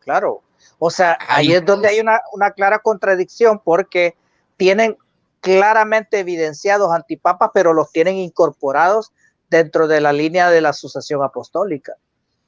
Exacto. Y fíjate que el Papa Urbano VI vino mucho después que esos antipapas. Que tú me digas a mí que él estaba con el primer antipapa, puede ser, porque es el Papa de Roma, pero no, porque los que estaban eran los papas de Aviñón. Y ellos son los que daban las directrices y los que hacían los decretos. Entonces, si hacían los decretos, los antipapas eran o no eran, o no eran herejías, porque ese es el problema. O sea, si un antipapa hace un decreto, es una herejía. ¿Me entiendes? Entonces, en la línea apostólica, eso también ocurrió conmigo, mi querido amigo. ¿Cómo que es el nombre suyo? Puede llamarme hermano Luis. Puede llamarme. Luis, hermano Luis. Mira, ese fue el choque que yo tuve. Porque ¿cómo vas a tener una línea apostólica de unos antipapas? O sea, ¿cómo se explica que tú tengas una línea apostólica de alguien que no es reconocido, de alguien que no tiene las llaves de Pedro? Entonces, es un problema porque ninguno de ellos lo acepta. Ningún apologeta católico, ninguno acepta esto. Y ninguno fue capaz de refutarme, ninguno es capaz de hablar conmigo, ninguno, porque saben que es así. Entonces, ¿qué hacen ellos? Ellos lo que hacen es decir una cosa, suavizar esto, justificar esto, decir esto, que si documento tal, que si documento tal. Entonces, entonces lo reconocen, pero de una forma como que no, pobrecitos los papas, no, la iglesia fue perseguida, Satanás, mira, poncha, los reyes, el rey de Francia, mira todo lo que hizo, pero no se dan cuenta del porqué, de armar, lo que te acabo de decir, de armar el rompecabezas. ¿Me entiendes? Entonces ¿cómo tú puedes, claro, tú eres periodista, tú debes saber de cómo son los códigos de la ética también, porque el periodismo también, yo no soy periodista, pero sí conozco que tiene que haber un nivel de ética y un nivel de investigación totalmente empíricamente objetiva. Claro. Entonces si tú haces una investigación, en base a documentos, a historia, porque no nada más solamente la iglesia, tú ves la historia de los imperios, ves la historia medieval. Es más, mira, fíjate tú, mi amigo, mi hermano Luis, te voy a mostrar esto. Fíjate. Esta bula, ¿tú sabes qué bula es esta? Esta es la bula Summi Desideratis Affectivus. Esta es la bula del Papa Inocencio VIII. ¿Tú sabes qué promovió esta bula? La cacería de brujas. La cacería de brujas, la inquisición a las brujas. ¿Tú has escuchado del libro Y eso daba crédito a categorizar a cualquier mujer que no estuviera de acuerdo con Roma como bruja, y así la mataban. Escucha, fíjate una cosa que te voy a decir. ¿Tú has escuchado el libro El martillo de las brujas? No. ¿No Bueno, has escuchado sí. del Maleus Maleficarum? Sí. Y fíjate que el Papa Inocencio VIII le da permiso a dos monjes que uno se llamó Henry Kramer y el otro se llamó Jacob Sprenger. Aquí está la bula, fíjate, y aquí lo tengo, aquí dice el documento en español, lo dice, fíjate, aquí este es todo el documento. Fíjate tú que él le da permiso a esos dos para que ellos implementaran la Inquisición en base a la bula de Exigis Singerate de Montioni, la de Sixto IV, porque en ese tiempo estaba la Inquisición española ya ejecutándose. Entonces, como habían tantas brujas en Alemania, es más, fíjate tú sabes cuál era el argumento de ellos. ¿Cómo detectaban a las brujas? Que las brujas volaban hasta en escobas. Ellos decían que las mujeres volaban en escobas, que las mujeres tenían orgías con demonios en el bosque, que decían que las prohibían que las vacas dieran leche, decían que se comían los bebés. ¿Me entiendes? O sea, promovió, y fue un libro muy influyente. Fue un libro muy influyente porque fue el segundo libro más leído en esa época y fue más vendido. Entonces, la pregunta mía es, como dicen que es leyenda negra, ¿por qué este libro no está en el Index Prohibitorio Librorum, que es el índice de libros prohibidos por una bula papal? ¿Tú no te das cuenta que todo lo que ha ocurrido ha sido por bulas papales? Claro, ¿No porque es el método de establecer algún prototipo de protección o de persecución en beneficio de aquello que les pueda perjudicar. La bula era la herramienta para decretar o establecer, como dice ahí el Código de Derecho Canónico, que lo que establecía como sentencia era irrevocable, era imposible que nadie pudiera revocar esa sentencia. Entonces la bula era el método que establecía para que el Papa decretara asuntos de interés para la misma silla de Roma. Claro, pero fíjate lo que acabas de decir. Fíjate lo que acabas de decir. Mira, yo antier tuve un diálogo con un católico muy respetuoso, vamos a decirlo así, ¿no? Fíjate que yo le estaba diciéndole de la bula Unam Santa, que es esta que está aquí, de que, fíjate tú que dice, la bula papal, dice, así pues, declaramos, afirmamos, determinamos y proclamamos que es necesario a toda criatura para su salvación someterse a la autoridad del sumo pontífice romano. Eso es lo que dice esa bula. Entonces, ¿la salvación viene por quién? Si tú ves lo que dijiste ahorita. De acuerdo a la bula, por el Papa. Y entonces él me dice que es por el contexto. Entonces, si él lee el contexto, se va a dar cuenta que son los dos poderes, que son los temporales y los espirituales. Y él está por encima del poder espiritual. Porque él mismo lo está diciendo. Y eso es lo que ellos no aceptan. Ese es mi choque, disculpa. Ese es mi choque que yo tengo, porque no. Entonces, ¿qué dicen ellos? Que uno ataca a la iglesia con esto. No. Él mismo atacó la iglesia. Él mismo destruyó la iglesia por esa bula papal. Y por eso es que los papas no pueden ser juzgados, no pueden ser condenados por esta misma bula papal. Y no han entendido todavía. ¿Entiendes? El poder hegemónico que tuvo esta bula y lo sigue teniendo, aunque digan que ya no tiene preponderancia, no tiene importancia, pero la tiene. ¿A qué le llama la Iglesia Católica Romana? ¿A qué le llama iglesias particulares? ¿Qué se entiende por iglesias particulares? Porque aquí tengo un numeral que habla respecto de iglesias particulares, pero primero quisiera saber qué entiende por iglesias particulares la Iglesia Católica.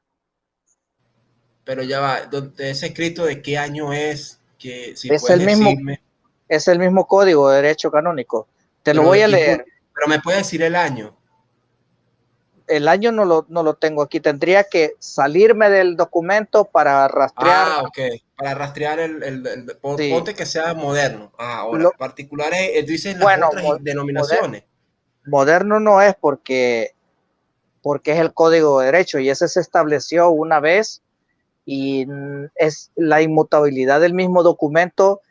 No permite, bueno, sí permite, porque papas vienen agregándole algunos aspectos que tienen que ver con el mismo régimen, pero mira lo que dice este numeral. Al ejercer su oficio de pastor supremo de la Iglesia, el romano pontífice se halla siempre unido a la comunión con los demás obispos e incluso con toda la Iglesia, a el componente. Sin embargo, el derecho de determinar el modo personal o colegial de ejercer ese oficio según la necesidad de la Iglesia. En virtud de su oficio, el romano pontífice no solo tiene potestad sobre toda la Iglesia, sino que ostenta también la primacía de potestad ordinaria sobre todas las iglesias particulares y sobre sus agrupaciones, con lo cual se fortalece y defiende al mismo tiempo la potestad propia, ordinaria e inmediata que compete a los obispos en las iglesias particulares encomendadas a su cuidado. Por eso preguntaba a qué se refiere o qué entiende la Iglesia Católica Romana con iglesias particulares. ¿Son aquellas que están fuera de la sede Vaticano? ¿O somos todas las iglesias evangélicas y en algún momento podemos ser perseguidos por Vaticano si no obedecemos al Papa? ¿O puede haber una futura Inquisición donde el Vaticano puede ser empoderado por los estados y podemos entrar en una persecución y un manicidio masivo por parte de otro Papa que surja? Esa es la duda que yo tengo. Eso se encuentra, te voy a decir, eso se encuentra ya te voy a decir. En el numeral 333, inciso 1 del Código de Derecho Canónico. Te voy a hablar históricamente. Fíjate, los concilios se complementan con decretos papales, juntos se recogen recopilaciones como el Libre Extra, el Libre Sextus, las Clementinas, entre 1140 y 1142. Por eso te pregunto el año. Fíjate tú que fue en el año que se iba a ejecutarse el cuarto concilio de Letrán. Fíjate tú. Vamos a armar el rompecabezas. Mira, fíjate algo. Dice, posteriormente se formó una colección denominada Corpus Iuris Canonici, que incluía las 6 principales obras canónicas y oficiales y particulares compuestas entre 1140 y 1503, que fue aplicada hasta la promulgación del Código de Derecho Canónico de 1917. Creo yo que el que tú tienes es el de 1917. Creo yo. Ok. Fíjate tú. Bueno, yo tengo el de la página oficial, Vatican.va, ese es el que tengo yo. Ok, pero han habido varios derechos canónicos, no es nada más uno solo. Acuérdate que es como decirte las bulas papales, o los dogmas, que son un dogma que se enseñó aquí, después más adelante se enseña otro. O sea, relativamente el derecho canónico viene siendo un dogma en el sentido de que cambia. Vamos a explicarlo bien, porque te digo que cambia. Mira, fíjate, el código que tú tienes, por lógica, debe ser el de 1917, por el Papa Benedicto XV, ¿verdad? Pero este derecho canónico viene ya del Papa Pío IV y de León VIII. De León XIII es la cosa, León XIII. Ahora, como el código Pío Benedictino, ¿verdad? Entonces, hubo otro código que fue en el año 1983, que fue por el Papa Juan Pablo II, que es con el Concilio Vaticano II, ¿verdad? La reforma del código que se retrasaría hasta la afiliación del concilio muerto Juan Pablo II y acabado el concilio Pablo, decirte que aquí ponen aquí Juan 23, que Juan 23, lo que pasa es que aquí confunde, mira, Juan 23 fue el que convocó el concilio Vaticano, pasa que no entendía. Muerto Juan 23 y acabado el concilio, Pablo VI nombra la comisión reformada de 1964, es decir, que tú debes tener la más actual, porque hubieron cambios de los derechos canónicos, es decir, incluso de la época del cuarto concilio de Letrán, imagínate, 1100, casi el 1200, ¿verdad? Hubo otra reforma en el año 1500, después hubo otra con el Papa Pío IV, fíjate, hubieron varias reformas. ¿Me captas la idea? Vamos a decir. Eso sí lo puedo entender en la legislación, porque okay, todas las legislaciones experimentan reformas, no un cambio de canon, porque eso sería como el cambio de una constitución, y para que haya un cambio de una constitución precisa de una constituyente, y en el caso legislativo, del derecho canónico, para que haya un cambio de derecho canónico, lo que ocuparía es una reestructuración completa del aparato legislativo religioso del Vaticano, y eso no ha ocurrido. Ahora, sí hay una reforma donde se integran algunos capítulos, algunos artículos, algunas secciones dentro de artículos, eso sí, pero yo te estoy citando el capítulo 1. El capítulo 1.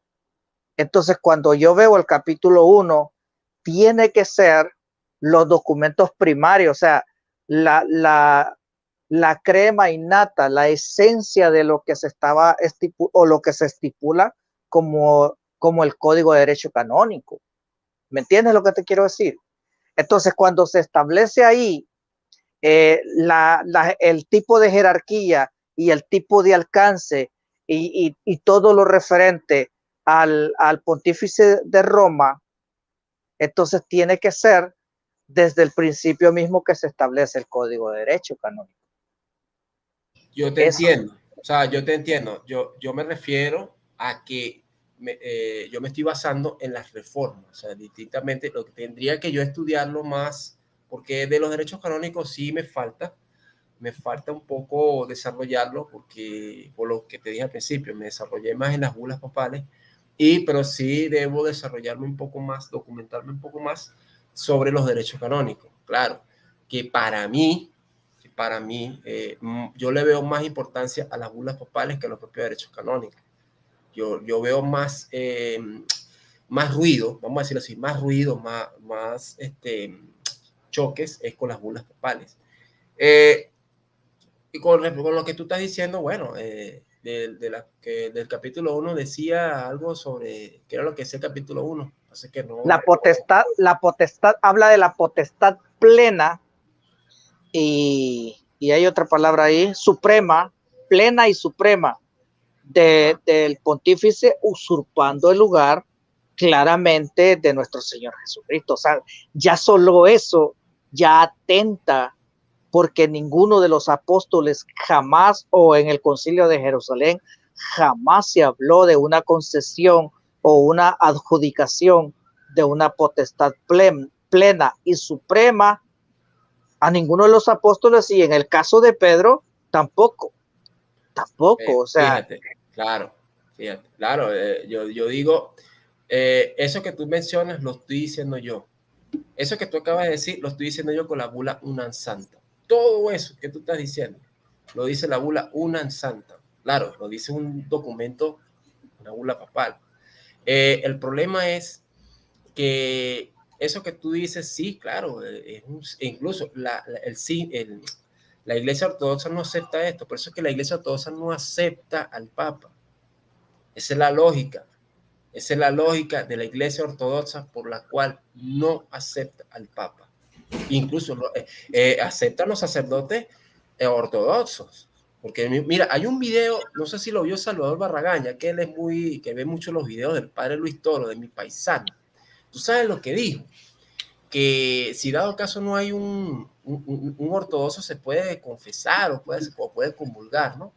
¿Sabes lo que dijo? Que el sacerdote ortodoxo puede hacer eso, pero si hay un sacerdote católico romano, él tiene que ir al sacerdote romano, no al ortodoxo.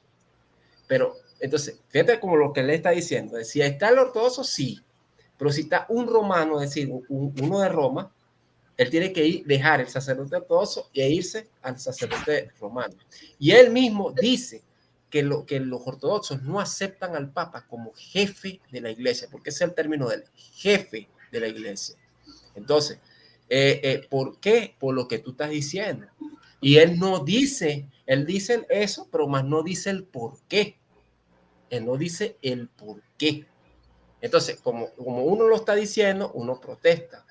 Uno es protestante, uno es débil de la fe, uno no sabe lo que. Entonces, cuando tú vas viendo y estudiando, eso que tú estás diciendo es muy importante. Yo voy a documentarme un poquito más sobre el documento que tú estás diciendo.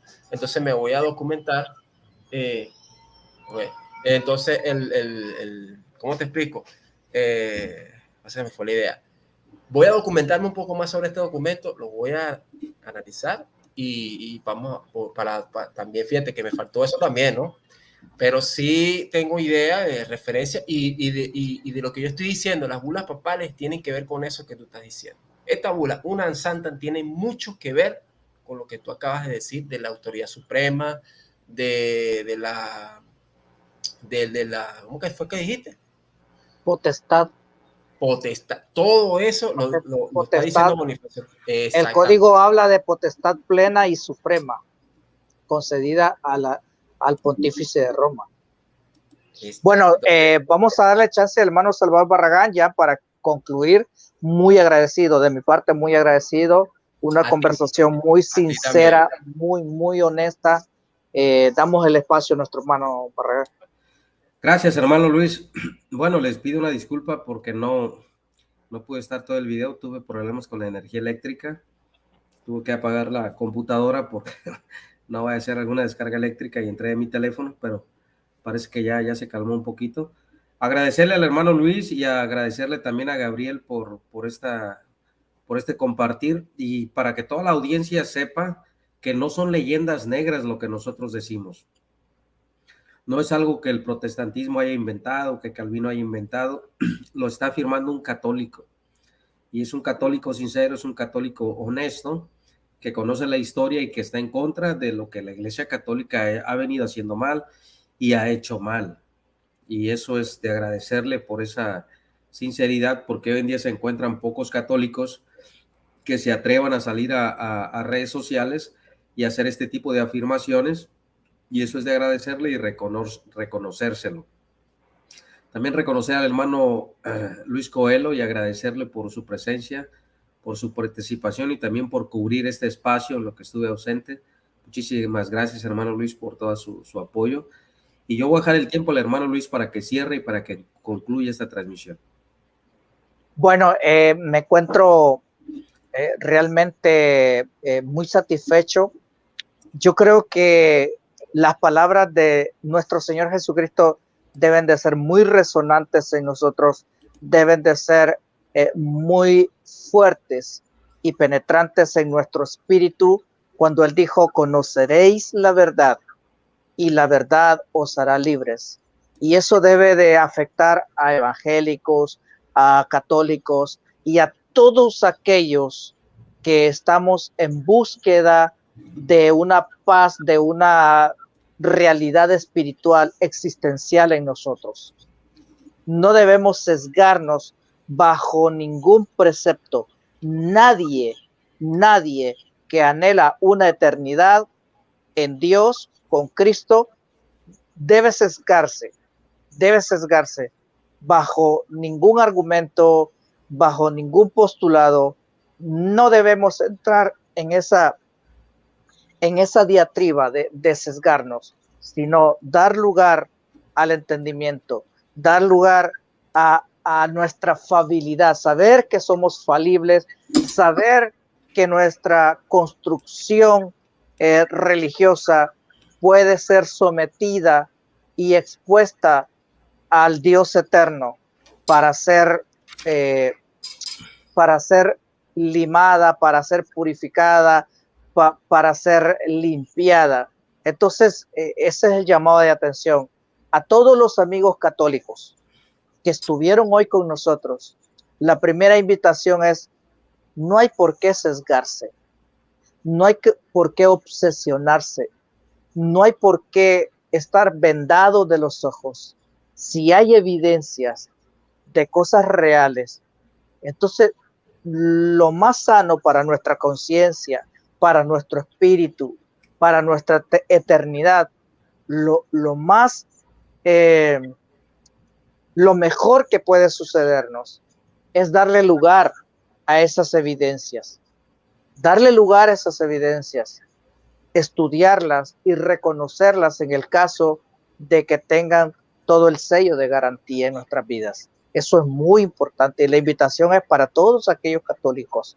No hay necesidad de sesgarse si en ese sesgo va a correr riesgo nuestra eternidad. Adelante, hermano Salvador. Así es. Gracias, hermano Luis. Gracias también a Gabriel, que apagó su cámara y en automático lo saca el sistema. Por nuestra parte ha sido todo. Que Dios lo bendiga, que la paz de nuestro Señor Jesucristo esté con ustedes. Yo quería en verdad participar más porque tenía mucho que informar acerca de este tema, pero cayó una tormenta muy fuerte aquí donde yo vivo y tenía problemas con la energía eléctrica y tuve que desconectar la computadora porque se puede dañar con una descarga eléctrica. Esa fue la razón por la cual me salí y entré en mi teléfono, pero gracias a Dios aquí estamos de regreso. Bueno, hermano Luis, le mando un fuerte abrazo, hermano, hasta la República de Honduras. Saludos a toda su familia, saludos cordiales a su esposa, a sus niños, que Dios los bendiga.